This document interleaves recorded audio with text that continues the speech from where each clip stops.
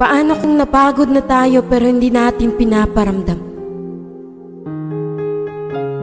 Paano kung gusto mo nang sumuko pero ang tanging pinapakita mo lang ay ang paglaban? Sa buhay, hindi natin kailangan ipakita na palagi tayong malakas, masaya. Minsan, kailangan din natin ipahinga. Ilabas ang bawat pagod at salita.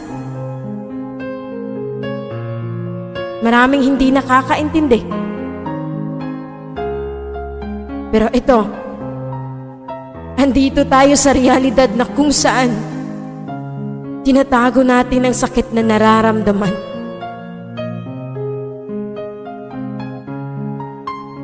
Kailan ba dapat tayo magpahinga? At kailan sabihin na ayaw ko na? Kasi maraming pagkakataon na ang sarap bumalik sa umpisa. Na walang iba. Ang sarap mabuhay.